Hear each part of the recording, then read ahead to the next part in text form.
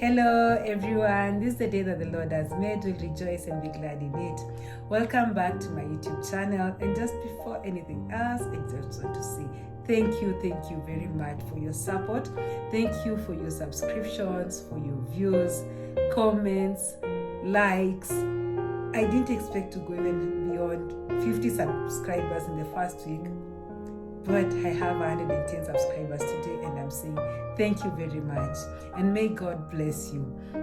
So, and those who shared my link on your social media channels, thank you very much, and may God bless you. If it's your first time here, welcome to this great family. Here, I share my journey with breast cancer, and my purpose for sharing this journey is to inspire someone and to give them courage and to give them hope that they can beat this, that this battle is possible to be won. So welcome, and let's journey together. So today I want to talk about how I was able to cope with a cancer diagnosis. That what were my strategies? So before even I delve into the strategies, I'd first like to let you know that a cancer diagnosis is not an easy thing. You know, there's that thing when you're told something, the first thing that comes to your mind, even if I just told you you're beautiful, there's something that will come to your mind first. So when I was told that I have breast cancer, the first thing that came to my mind was I'm going to die. So you see, you've told me you're going to die. Just by saying that you have breast cancer, it was like being told I'm going to die. So you've told me you're going to die, and now you're trying to explain to me that this and this and this is what entails. I didn't hear anything the doctor said that day. I was just there seated, and I remember at some point I told him I'm going to talk to my mother, then I'll get back to you. And you know my mom is late, but I just had to get out of that place because I really didn't want. I wanted to go somewhere. So when we got there, even in the car, it was awkward. We couldn't talk. I know my husband was also going through his emotions.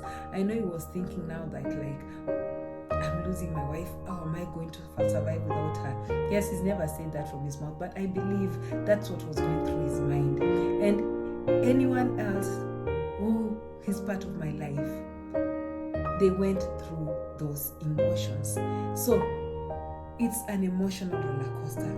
For me, I felt like I had been dropped in the middle of a sea without lifeguards, without any swimming skills, without no speedboats, nothing, and I was expected to get to the shore. For me, the only option I was seeing was death.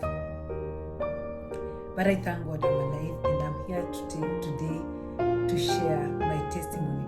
So how was I able to cope through this diagnosis? So number one was acceptance and forgiveness. So after my diagnosis, I had to move from the unknown to the known. So by the next time I was going to visit my doctor, I think I now absorbed the news and I was ready to listen to the doctor. So the doctor explained a few things to me. He told me that people had survived, that your attitude is very important in this, and he really brought me up to speed with so many things, and I was able to face the reality of my illness. I was able to face the reality that there are two options. I'll either survive or die, depending on what I do and how I carry myself during this time. So that was the first step, acceptance, to face the reality of my illness. And also the second thing, apart from accepting or facing the reality of my illness, I also had to accept the new me, inside and outside. I had to accept that if I'm going to go through chemo, I'm going to lose my hair, things are not going to be the same, I'm going to be dependent on people, my health is not going to be the best, I'm going to get ill. I had to accept that. I had to accept the challenges and the emotions that will come with this diagnosis. It's an emotional journey. It's a journey filled with so many challenges. I've known of friends who've lost their relationships because of a cancer diagnosis. Their spouses couldn't take it, and they walked away. Some even family walked away from them, and they remained there alone to fight this battle. That's a very emotional thing that will happen to you, that you're trying to fight this disease and now people are walking out of your life. So I had to accept that such challenges, such emotions will come. There are things that happened that I would cry because I was getting emotional even at the slightest provocation. And then now about forgiveness.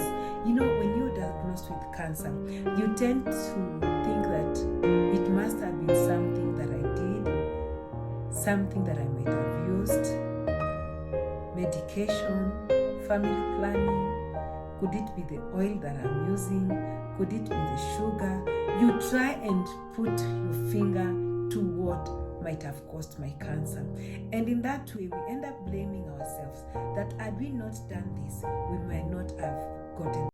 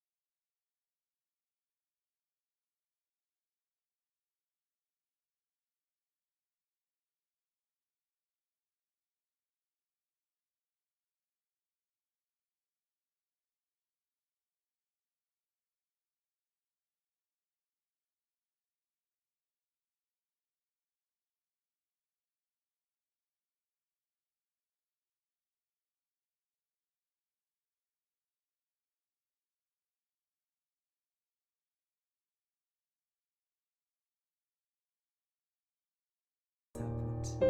They really gave me support that up to date I really appreciate what those children did to me. So talk to your loved ones, let them know what you're going through and let them know what you need from them.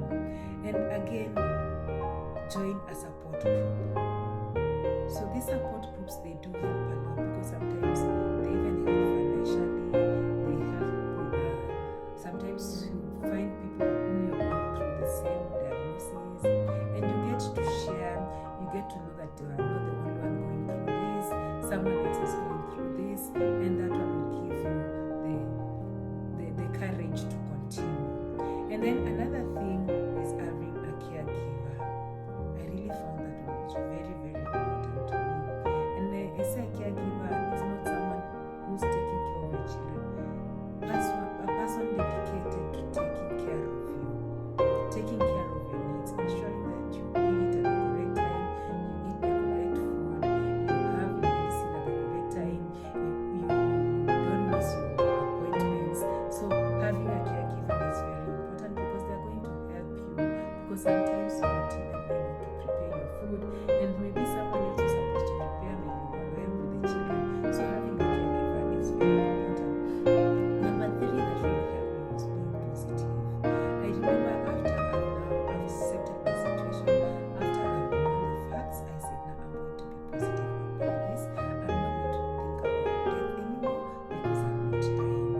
I'm not going to think about even chemotherapy. I just said, I'm just going to take this chemo. It's like it's a water being put in your body. And so even the side effects were minimal. I really had a very positive attitude. And even when I would go to the hospitals, when the nurses we used to really talk a lot with the nurses, and I really had a very positive attitude. So